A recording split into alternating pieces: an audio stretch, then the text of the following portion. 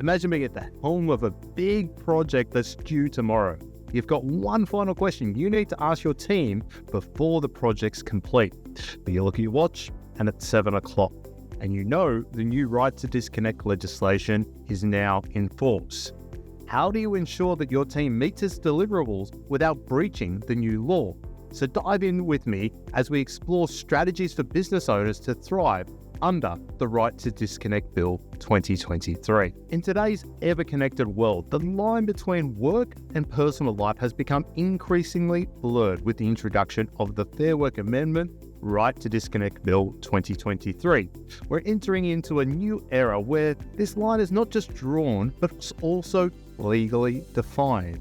As employers, it's crucial that we understand that not only the implications of this legislation, but also how we can adapt our management practices to comply without sacrificing productivity.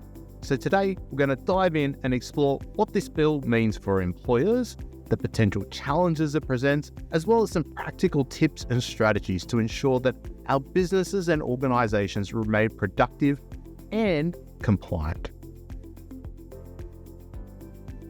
The Right to Disconnect Bill was initially introduced to analyse after-hours communication from employers.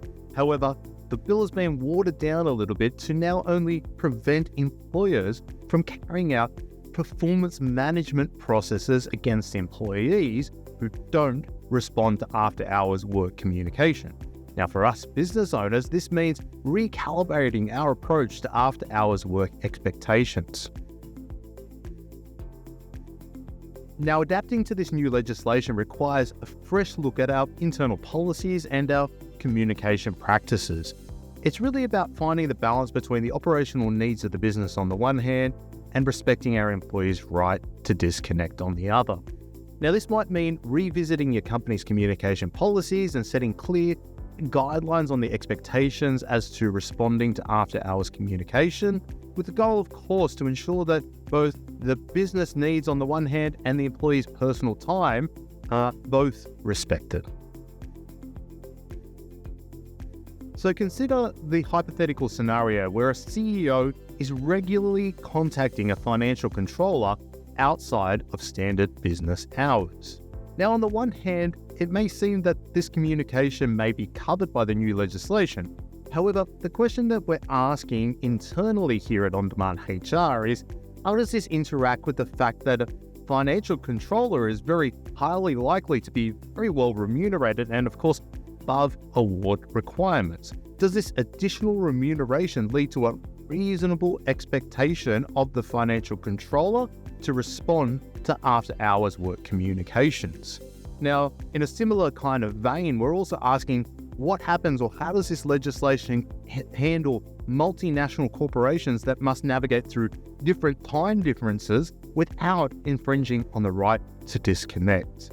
Now, these scenarios underscore the need for businesses to strategically plan communications as well as setting out clear expectations.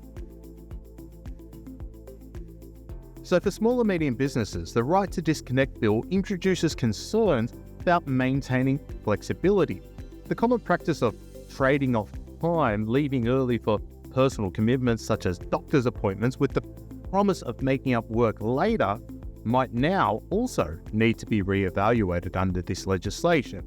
Now, it's crucial for us to communicate clearly with our teams about how flexibility can be accommodated without also crossing the boundaries set out by the new law. It serves as a reminder to look at this legislation as a reasonable workplace right for employees to disconnect. But it's not until they consider potentially needing to give up some other flexibilities, such as leaving early to go to the doctor, that we can consider this new legislation in its entirety.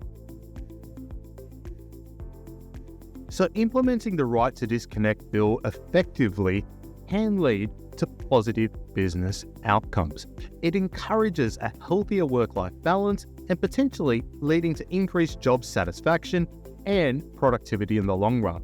The key insights for businesses include the importance of revising communication policies, the necessity of clear guidelines for after-hours communication, and the ongoing need for dialogue between employers and employees to ensure mutual understanding and respect for personal time. Now, whilst this all sounds fantastic, the reality is, from an on-demand HR perspective, is we just don't see a lot of meaningful changes are going to be evident in practice. In other words, this legislation really is more of a theoretical win for employers, but in practice, nothing's going to change. Another way of looking at this is that employees who are not being paid enough, in reality, probably already very unlikely to respond to out of hours work communication from their employers today.